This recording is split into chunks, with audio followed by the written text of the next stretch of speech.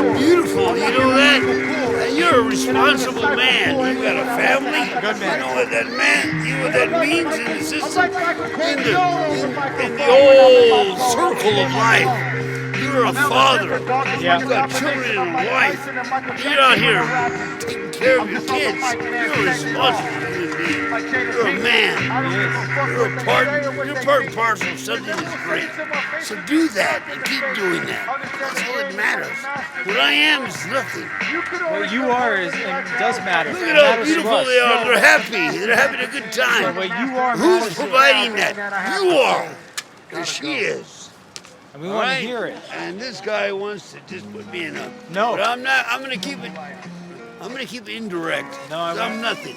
No, I want to hear the Yeah, I nothing. love her smile. We want to hear the nothing. We want to hear the nothing. This whole thing is nothing. I got a beautiful daughter. One daughter. She's in New York. She's CEO. She's a big old champ. She won't even talk to me. I gave her. She's got my blood. It runs through her veins as me. She's native. She's half white, half native. And she won't even acknowledge me. And you know what? Ironically, the people that are now doling on her and doting on her and think she's the greatest wanted her aborted. Because you can't have a boy or a kid with that guy. He's not your people. Huh? And now she's like somebody and she won't talk to me. And you know why? Because I am a freaking loser. No, you're not. Forget a cat. No. You're not a loser, dude. Huh? No, Hey, you're not a loser. You're a good man. Hey, look. It's okay, but you're not a loser. Oh, come on, Look man. at you with the cans, man. No. I'll take This is what I'm doing. No, your story is important. Yeah, it is important. Right now, it's important. Tell us your story. Come on. You've got the story.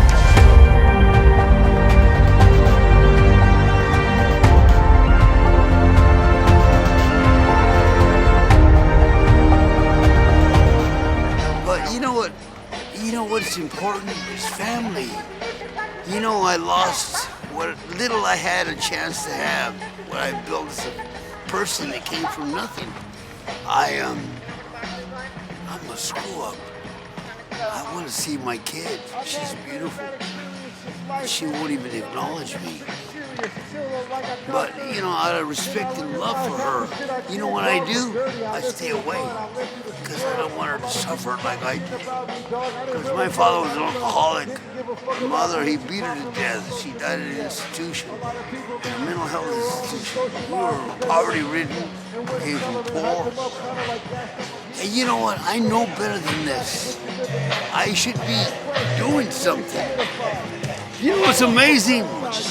You're a good guy, Daddy-O. You know what's amazing is this, is that I'm still equipped to speak about what happens personally. I'm not angry at no one or anybody. I'm not. It's not like that. It's my failure. It's my addiction. It's my hedonistic behavior. It just comes genetically. It's innate. I'm old now, and I don't know how I'm still alive. But you know what matters? Those children you have around here, all they're running around that. Yeah, if you go to New York, you got the tree, you go to London, you go, I've been all over the world. You know, this is one thing I want to say. When I went to Harvard, I met this girl. She was a niece to the King Hussein, a niece to the King of Jordan.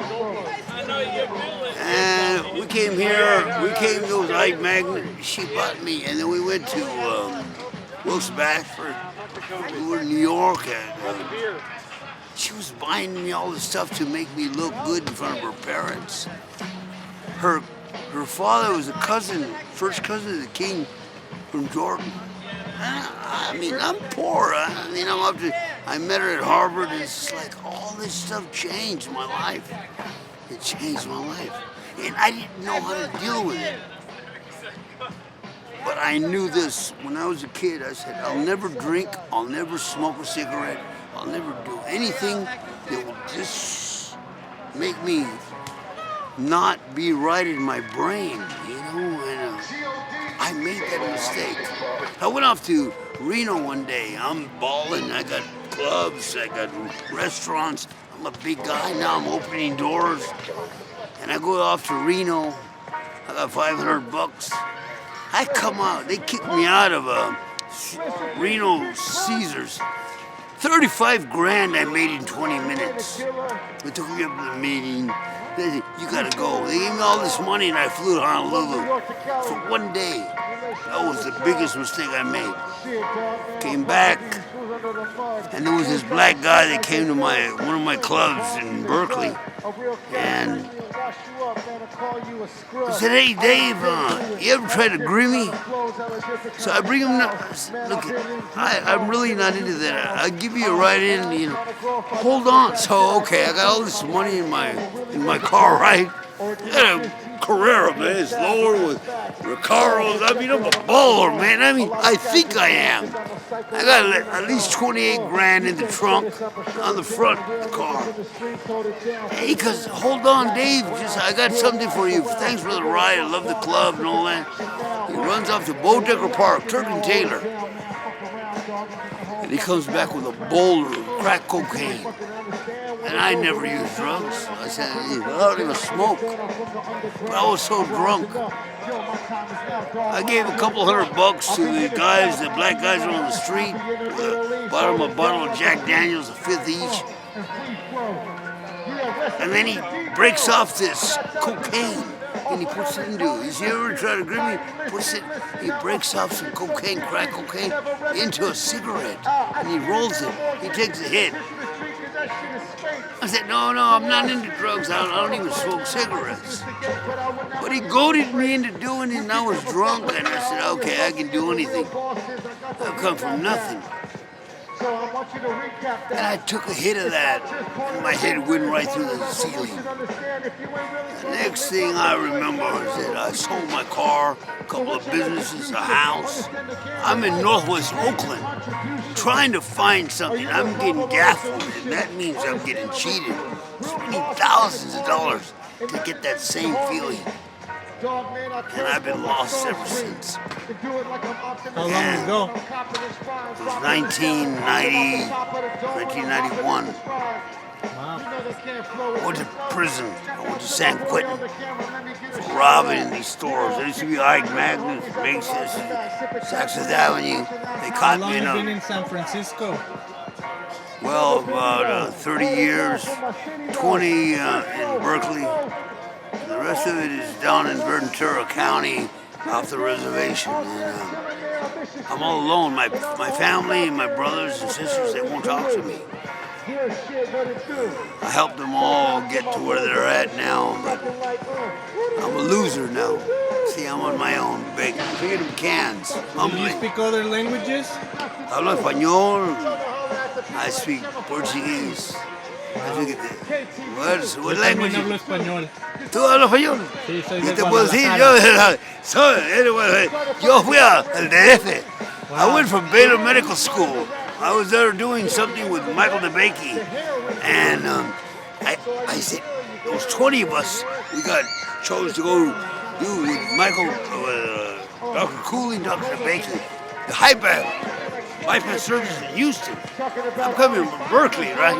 And so I'm the first guy, and I got tired of it, and I flew to Mexico. I flew to Mexico, to DF, and then Cancun, and back to DF. And I had lots of money, right? I'm giving out $100. The kids are selling chicles, little kids, right? Tienen hambre, ¿me entiendes? I know. What? And it was a double G. You look like Easy-E, man. That's what I'm saying, man. Easy. There was some cold. Easy does it. Easy-E was no joke. No, Easy-E was no joke. Hey, what if I told you still? Hey. Them brothers, man. It was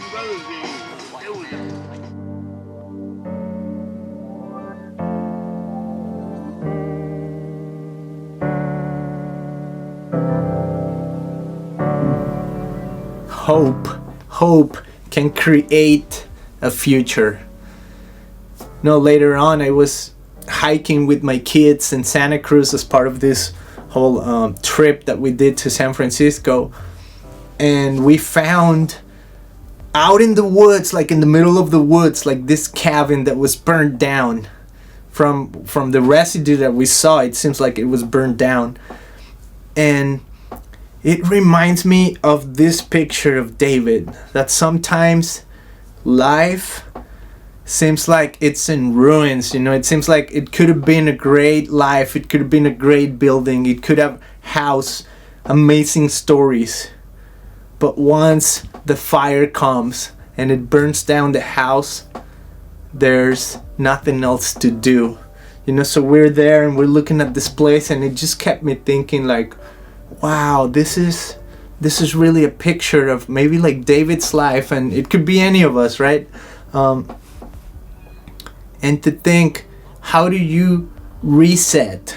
How do you restart or rebuild when you had something that could have been marvelous, or you had something that was marvelous and it's burned down to the ground?